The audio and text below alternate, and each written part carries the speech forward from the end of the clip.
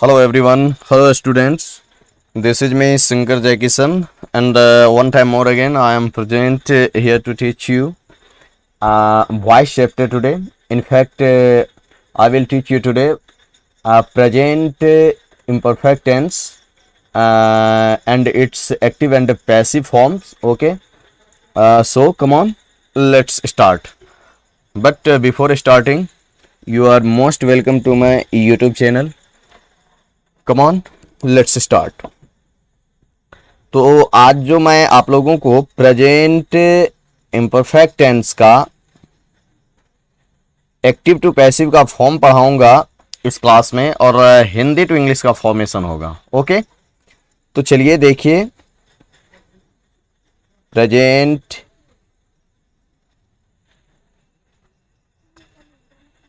Imperfect tense. तो इसी chapter को हम लोग एक्टिव और पैसिव के फॉर्म में पढ़ेंगे। ओके, तो इसमें क्या होता है कि एक्टिव और पैसिव का जो आपका आइडेंटिफिकेशंस हैं वो इस तरह से है। प्रेजेंट इम्परफेक्ट टेंस में एक्टिव वॉइस जो होगा, जो ऑलरेडी आप लोग टेंस में पढ़े हैं, इसका जो आइडेंटिफिकेशंस हैं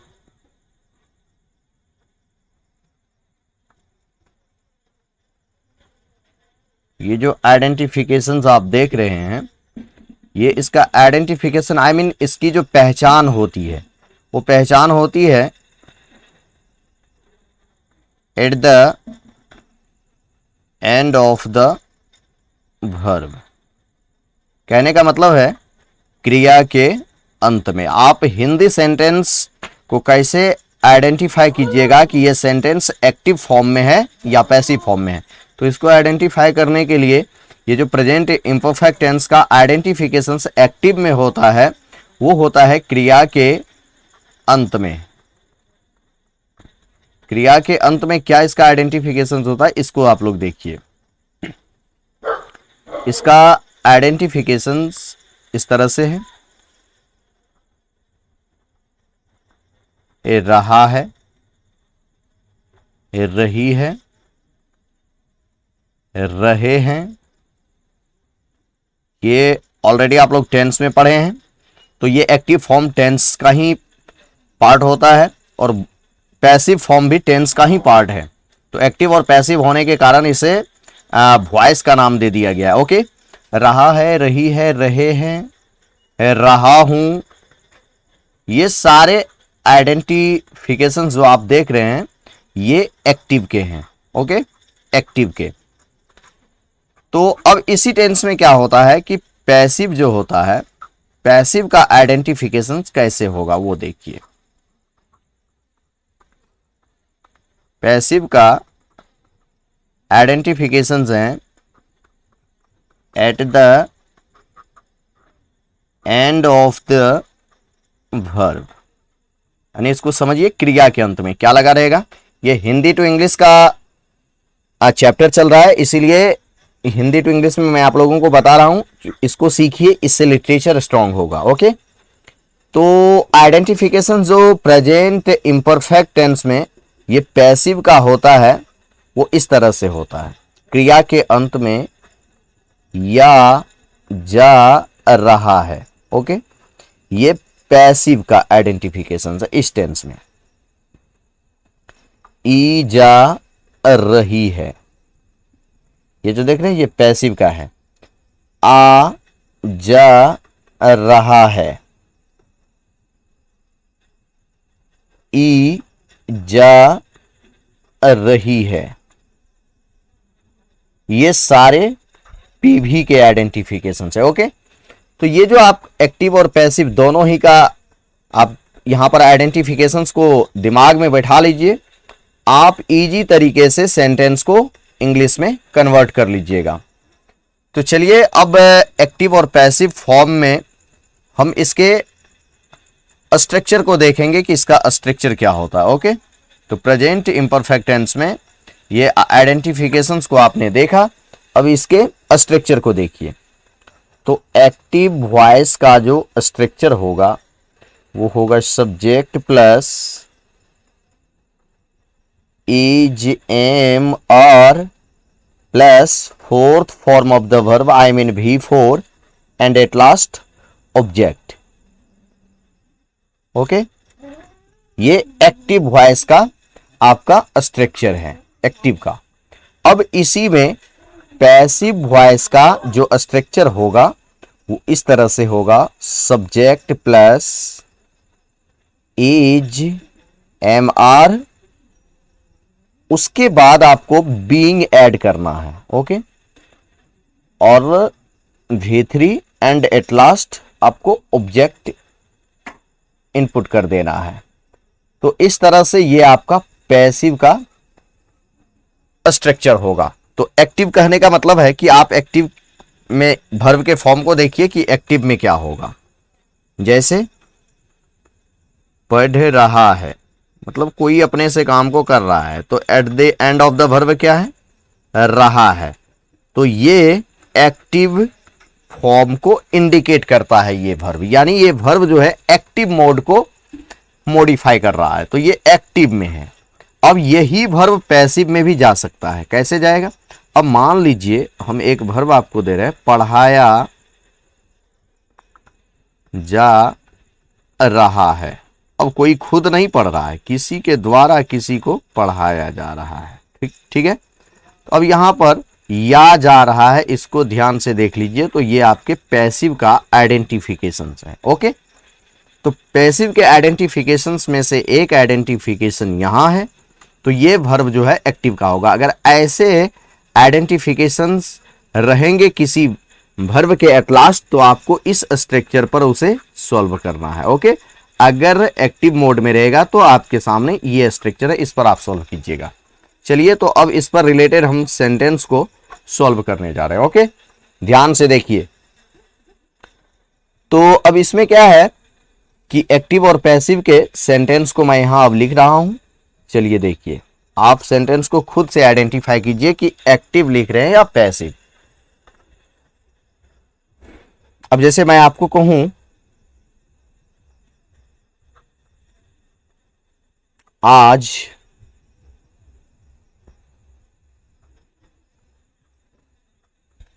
प्रधानमंत्री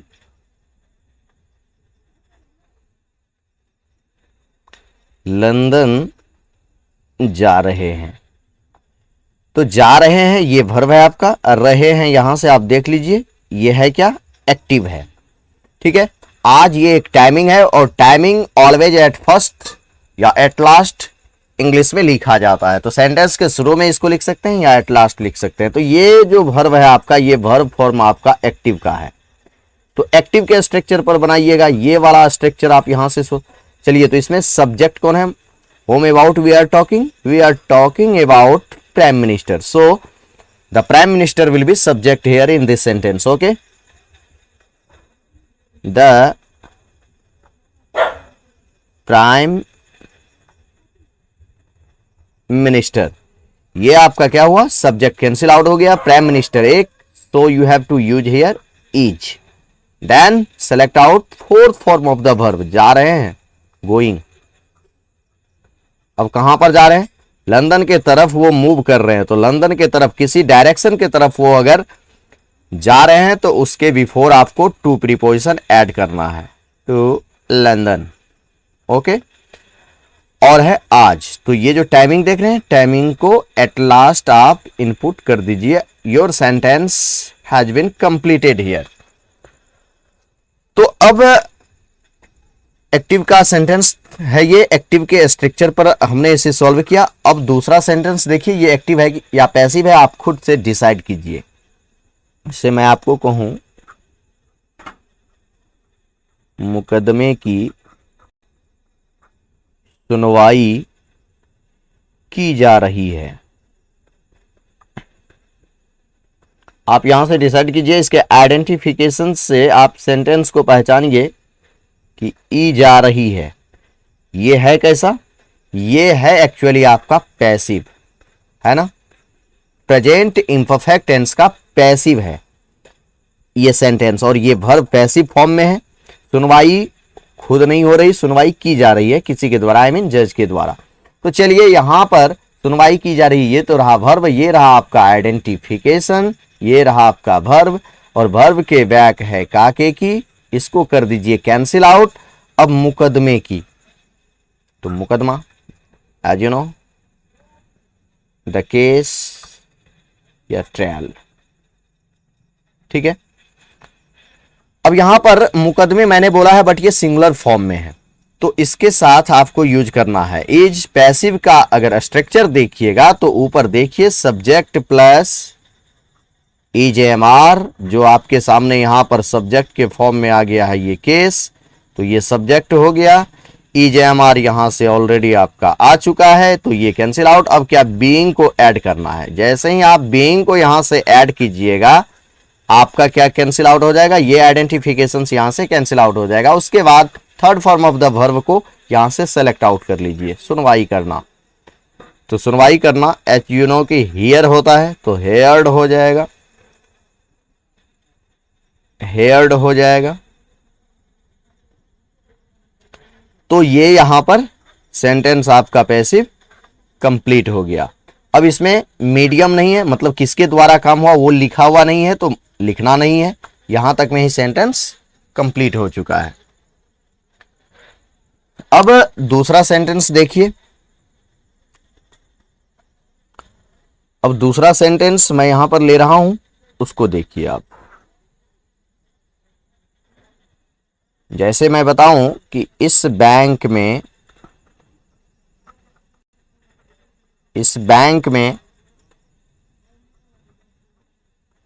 कृषि हेतु किसानों को ऋण प्रदान किया जा रहा है। अब बताइए, या जा रहा है, ये यहां से देखिए आपका सेंटेंस जो है पैसिव है ना, या जा रहा है, ये प्रेजेंट इंपरफेक्ट टेंस का आपका पैसिव है। तो चलिए इस सेंटेंस को हम सॉल्व करेंगे कैसे। इसमें कुछ पार्ट यहां पर देखिए, इस बैंक में प्रीपोजिशनल पार्ट है ये, तो ये ऑब्जेक्ट हो जाएगा। कृषि हेतु, हेतु देख रहे हैं, ये भी एक प्रीपोजिशनल पार्ट है, पर्पस है, ये भी ऑब्जेक्ट हो जाएगा। किसानों को ऋण प्रदान किया जा रहा है, यहां देख रहे प्रदान करना, ये प्रदान करना है आपका वर्ब, ठीक है। तो ये जो वर्ब है, अब तो मैंने बताया कि अगर आपका सेंटेंस पैसिव है तो जिसमें को लग जा रहा है उसको आप बना लीजिए पैसिव का subject. So choose here farmers, okay. Farmers plural form में है, पैसिव है, आर का यूज कीजिए। फार्मर्स और पैसिव है तो बीइंग इसमें ऐड कर दीजिए, बीइंग। अब थर्ड फॉर्म को सेलेक्ट आउट करके यहां से लाइए, प्रदान करना, प्रोवाइड होता है, थर्ड फॉर्म प्रोवाइडेड हो जाएगा। अब प्रोवाइडेड प्रदान किया जा रहा है, तो क्या प्रदान किया जा रहा है। अब यहां देखिए ये एक ऑब्जेक्ट है, यहां एक ऑब्जेक्ट है, यहां दूसरा ऑब्जेक्ट है, यहां थर्ड ऑब्जेक्ट है, तीन ऑब्जेक्ट्स हैं। तो जिस ऑब्जेक्ट में प्रीपोजिशन है उसे तो आप कहीं भी लिख सकते हैं, बस बट जिस ऑब्जेक्ट में प्रीपोजिशन नहीं है फर्स्टली आप उसको लिख लीजिए। फर्स्ट ऑफ ऑल आपको वो वाला ऑब्जेक्ट सेलेक्ट आउट करना है। तो लॉन हो जाएगा यहां से रेन।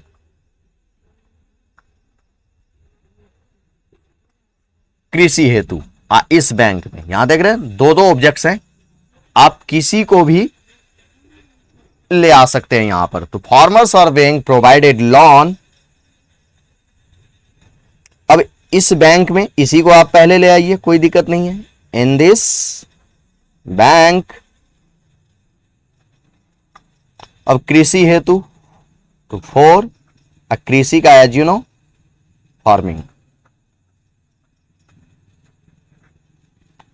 तो आपका ये सेंटेंस पैसिव बन के हुआ कंप्लीट। अगर आपको इस तरह का सेंटेंस रहता और आप एक्टिव के स्ट्रक्चर पर इस सेंटेंस को सॉल्व करते तो 100% आपका रॉन्ग हो जाता। इसीलिए एक्टिव और पैसिव के स्ट्रक्चर और आइडेंटिफिकेशंस को अच्छी तरह से जानिए, आप किसी भी सेंटेंस को इजी डब कर पाइएगा इंग्लिश में।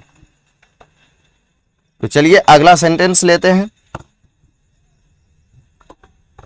जैसे मैं यहां पर कहूं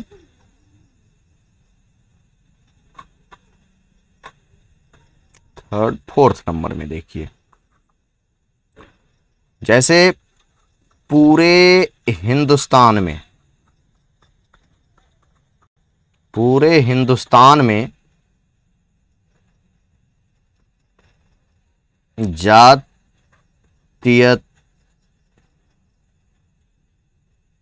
जातीयता के नाम पर नफरत के बीज बोए जा रहे हैं। अब देख रहे हैं यहां ए जा रहे हैं, ये सेंटेंस आपका है पास्ट इंपरफेक्ट टेंस का पैसिव। तो चलिए अब इसको सॉल्व कीजिए। पूरे हिंदुस्तान में, देख रहे हैं में, प्रीपोजिशनल पार्ट ऑब्जेक्ट, जातीयता के नाम पर एक प्रीपोजिशन, ये भी हुआ ऑब्जेक्ट। अब बोए जा रहे हैं, ये है आपका वर्ब, और ये तो ए जा रहे हैं, ये तो आपका आइडेंटिफिकेशन ही है। तो अब यहां है नफरत के बीज, मैं इसके बारे में कह रहा हूं, ये है आपके इस सेंटेंस का सब्जेक्ट। तो चलिए इसको कैसे लिखिएगा। अब बीच में देख रहे हैं यहां काके की है, काके की के बैक पोर्शन को देखिए, काके की के राइट पोर्शन को देखिए, और दोनों में ये देखिए कि काके की के बिफोर अगर किसी ह्यूमन बीइंग का नाम होता ना, तो उस नाम में एपोस्ट्रोफ एस लगाते, तो ये यहां से पॉजिटिव केस ऑफ नाउन का टर्म्स और कंडीशंस जो है वो यहां फॉलो हो जाता, बट यहां ऐसा कुछ नहीं है। तो करना क्या है, काकेकी के राइट पार्ट जो वर्ड आप देख रहे हैं ये बीज, इसको दो आर्टिकल के साथ एट फर्स्ट ले आइए। यहां सब्जेक्ट ये यहां से यहां तक में ये पूरा ग्रुप आपका सब्जेक्ट है, और पूरे ग्रुपिंग को पॉजिटिव केस ऑफ नाउन के टर्म से ऐड करना है। तो यहां से काकेकी के आफ्टर जो वर्ड है उसको पहले लाइए यहां पर। अब यहां पर बीज एक से अधिक की चर्चा, ठीक है, सीड्स ऑफ हैट्रेड,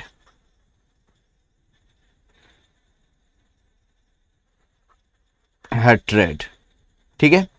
अब यहां पर एक चीज याद रखिएगा, यहां पर ब्रिटिश वर्ड और अमेरिकन वर्ड का थोड़ा सा कंफ्यूजन आएगा। यहां पर आप ये ई जो देख रहे हैं ये अमेरिकन वाला फॉलो नहीं करता है और ब्रिटिश वाला फॉलो करता है, ठीक है।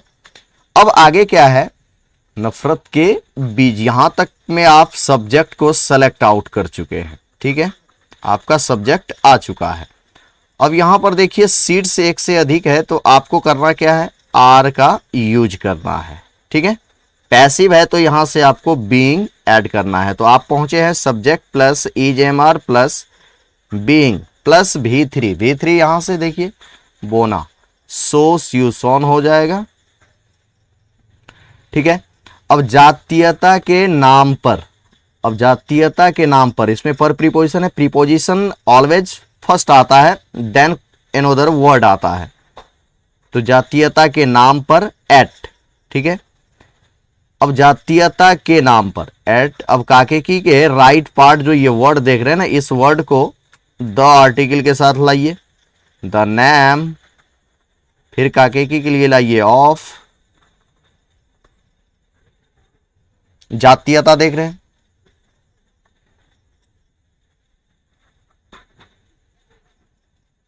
कास्टिसिज्म,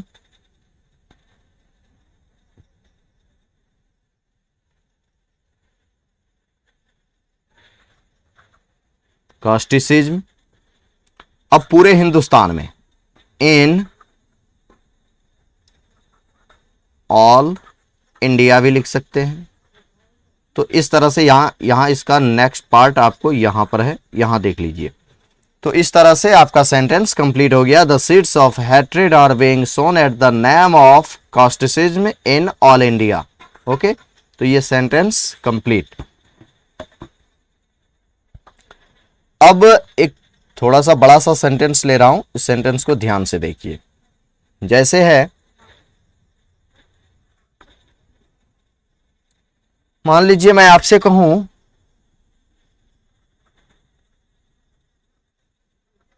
कोई भी नया नियम देश के अंदर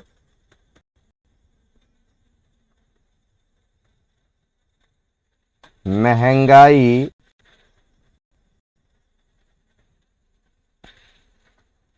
कम करने के लिए लागू नहीं किया जा रहा है। तो ये आपका एक सेंटेंस है। अब इसको हम सॉल्व करेंगे कैसे? अब यहां से देखिए, या जा रहा है, या जा रहा है, आप यहां से देख लीजिए, ये जो पहचान है ना, ये पैसिव का है। तो आपका ये पैसिव हो गया। अब लागू करना, ये है आपका वर्ब, यहां से हो गया ये निगेटिव। तो जब निगेटिव हो जाएगा आपका सेंटेंस, तो आप उस सेंटेंस में निगेटिव हो जाने पर नॉट को सिर्फ ऐड करना है ईजेएमआर के बाद।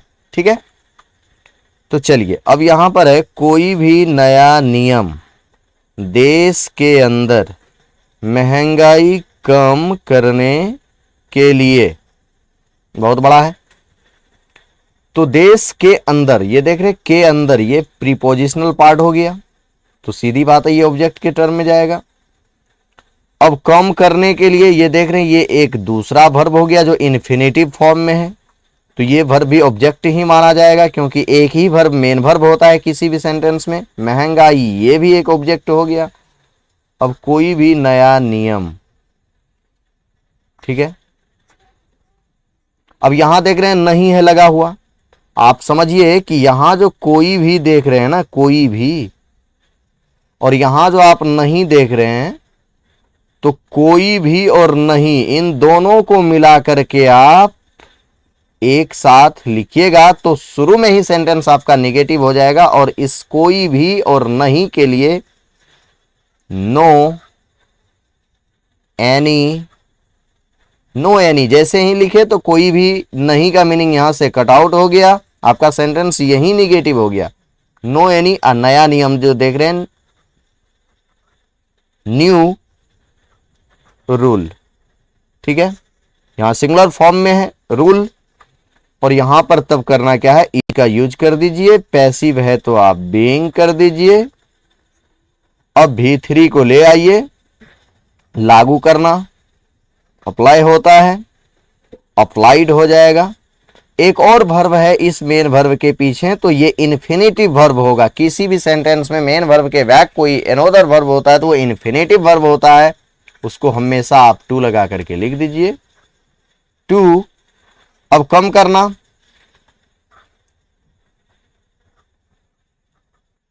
डिक्रीज, कम करना, किसको कम करना, महंगाई को, द एक्सपेंडिचर, ठीक है। डियरनेस या एक्सपेंडिचर, ये महंगाई का मीनिंग हो गया। अब देश के अंदर, मतलब देश के अंदर, इनसाइड द नेशन, नेशन लिखिए या कंट्री लिखिए।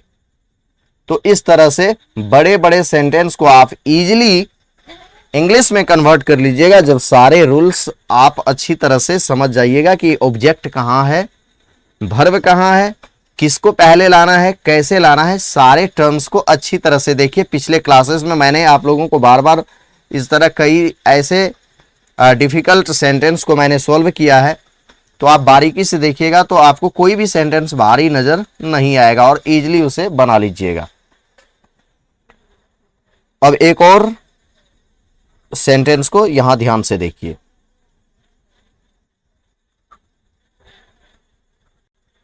भारत में बच्चों को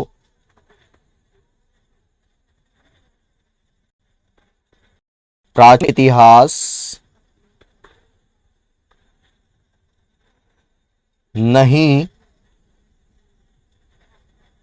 पढ़ाया जा रहा है। अब इसी में मैं थोड़ा ऐड करके सेंटेंस को बड़ा करता हूं। आप ये समझ पाइएगा कि लिटरेचर जो होता है, बहुत बड़े बड़े सेंटेंसेस कैसे तैयार होते हैं, तो आपको वो समझने में इसमें मदद मिलेगी। तो चलिए देखिए, इसमें मैं और भी सेंटेंसेस को ऐड कर रहा हूं। अब जैसे जिस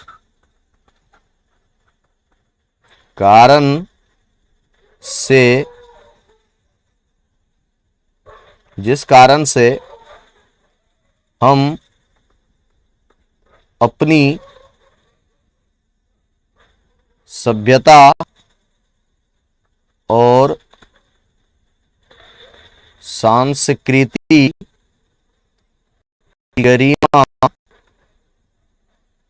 को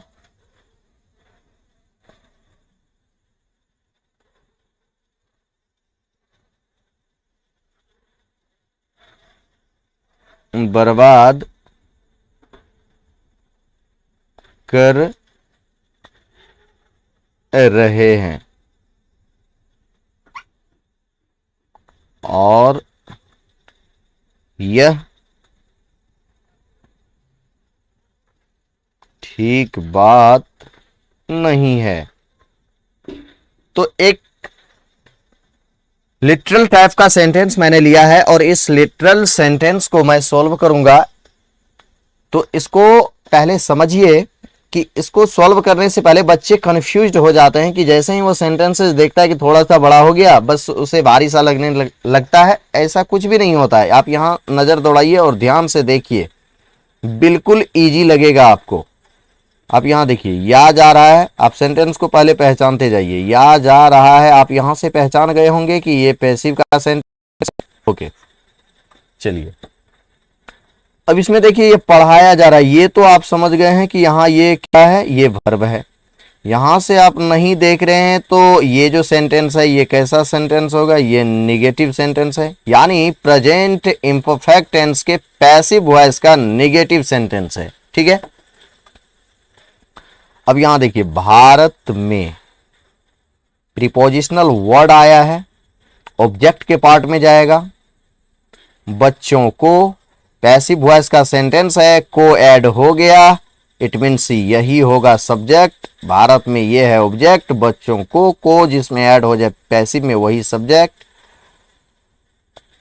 अब ऐसा नहीं कि वही सब्जेक्ट, मैं जनरली ये अपना फॉर्मूला आपको बता रहा हूं कि अगर पैसिव का आपका सेंटेंस है ना, तो जनरली जिसमें को आ जाता है ना, उसी के बारे में कहा जाता है, तो उसको आप सीधे सब्जेक्ट समझिए। अब प्राचीन इतिहास, ये भी एक ऑब्जेक्ट, तो आप देख लीजिए ऑब्जेक्ट की संख्या आपके पास दो है, 1 एंड 2। सब्जेक्ट कौन है, ये बच्चों को। तो चलिए इसका हम इंग्लिश ट्रांसलेट करते हैं। अब बच्चों कहने का मतलब है यहां, या तो आप स्टूडेंट्स भी लिख सकते हैं, अगर चाहे तो आप चिल्ड्रेन भी लिख सकते हैं। चिल्ड्रेन खुद प्लूरल फॉर्म में होता है, इसमें एस मत लगा दीजिएगा।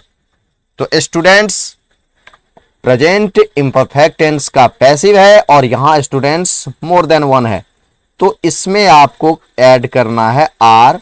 Your sentence is negative, so select out here not, then pick out being and write down here. After that third form of the verb select out करके यहां लिख लीजिए, टीच का क्या हो जाएगा, टीच का टॉट हो जाएगा। ओके, टॉट, ये सारा पार्ट इधर से कैंसिल आउट हो चुका है। अब क्या चीज टॉट, प्राचीन इतिहास, एंशियंट हिस्ट्री। ठीक है, भारत में, इन इंडिया, तो आपका सेंटेंस देखिए यहां तक में क्या बना है, चिल्ड्रेन, या फिर आप स्टूडेंट्स भी बोल सकते हैं, students are not being taught ancient history in India. अब यहां से देखिए दूसरा सेंटेंस शुरू हो रहा है, यहां आप देख रहे हैं यहां है, यहां पर सेंटेंस कंप्लीट है, जिस कारण से अब यहां से दूसरा सेंटेंस जो है इस कंजंक्शन से कनेक्ट हो रहा है, जिस कारण से for that reason, for that reason, जिस कारण से।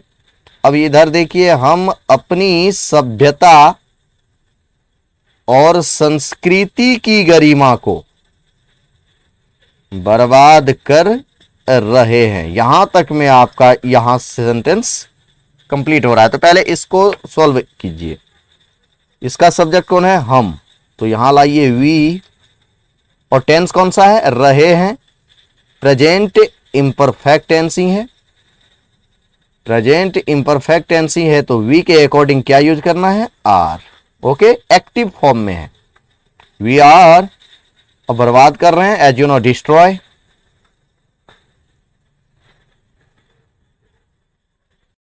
तो बिफोर डिस्ट्रॉइंग हो जाएगा, बर्बाद कर रहे हैं। अब क्या बचा हुआ है, अपनी सभ्यता और संस्कृति की गरिमा को। अब यहां देखिए ये को का कोई इंग्लिश मीनिंग होता नहीं, इसको कैंसिल आउट कर दीजिए। अब क्या बचा, अपनी संस्कृति और सभ्यता, आई एम सॉरी, अपनी सभ्यता और संस्कृति की गरिमा। अब यहां देख रहे हैं यहां पर की है, की के पीछे भी वर्ड बचा है, की के आगे भी कोई वर्ड बचा है। अब इसको लिखने का तरीका है कि काके की के राइट पार्ट से वर्ड को सेलेक्ट आउट कीजिए द आर्टिकल के साथ, गरिमा, यानी हम अपनी सभ्यता और संस्कृति की गरिमा। तो यहां पर क्या करेंगे, गरिमा का यहां द डायग्निटी हो गया। अब ऑफ यहां से लगाइए काके की के लिए। अब ऑफ के पीछे ये जितना सारा वर्ड आप देख रहे हैं, इस वर्ड को आप सीरियली राइट यहां से शुरुआत कीजिए और यहां आकर के एंड कर दीजिए।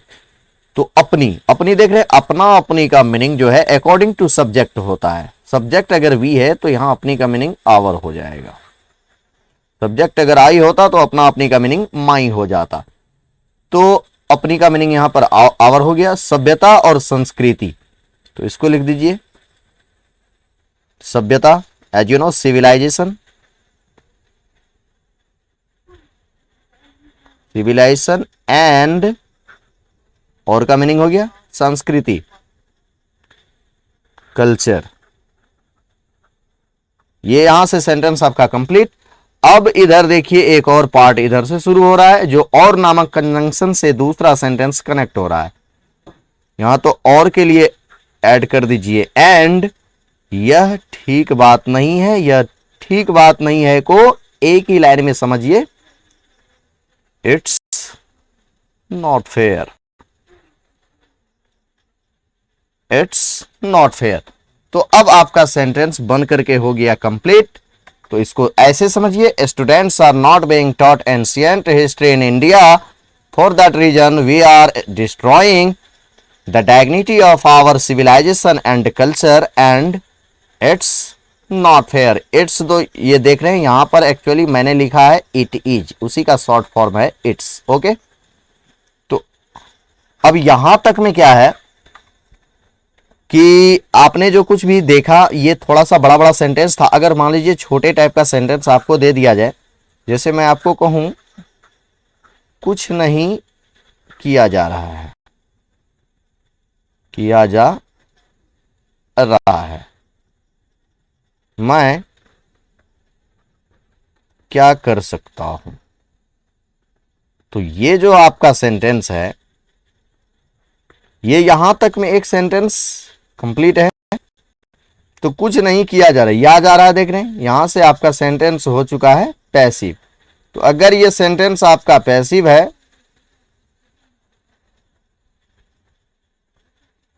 तो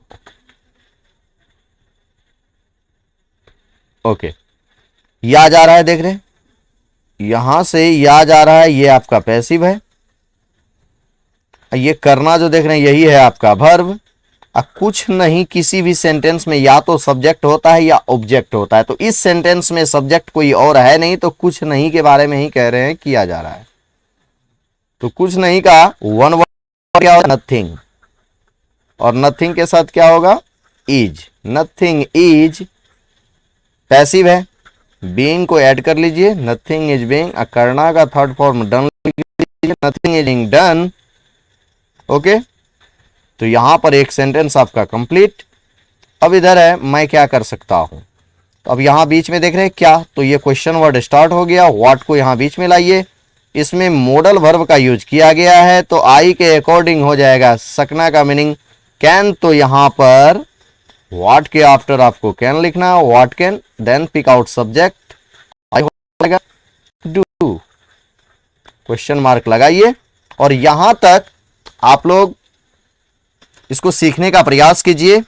और मैंने इसलिए इस टाइप का सेंटेंस आपको बताया क्योंकि इसमें लर्नर्स जो हैं, न्यू लर्नर्स, उसको थोड़ी सी डिफिकल्ट होगी अगर वो बैक वाला चैप्टर नहीं पढ़े हैं। तो अगर आपको बैक वाला चैप्टर समझ में आ गया होगा तो आप इस क्लास को भी अच्छी तरह से समझ जाइएगा। थोड़ा जो एडवांस स्टूडेंट्स हैं उसको तो आसानी से समझ में आएगी, बट लर्नर्स के लिए थोड़ी सी प्रॉब्लम होगी, क्योंकि मैंने हिंदी टू इंग्लिश का वर्जन पढ़ाया, थोड़ा सा टफ सेंटेंस लेकर के बताया है, और इसमें क्या है, लिटरल सेंटेंस को एक्चुअली मैंने ऐड किया है। तो आप लोग इतना को सीखिए, और लर्नर्स के लिए, जो न्यू लर्नर्स हैं, उसके लिए मैं अलग से क्लास दूंगा, और उसमें इजी सेंटेंसेस को पहले मैं सॉल्व करके बताऊंगा। तो आज की पढ़ाई यहीं पर मैं ड्रॉप कर रहा हूं, और उम्मीद करता हूं कि यहां तक आप लोग अच्छी तरह से सीखेंगे, और next part next day. Okay, thank you.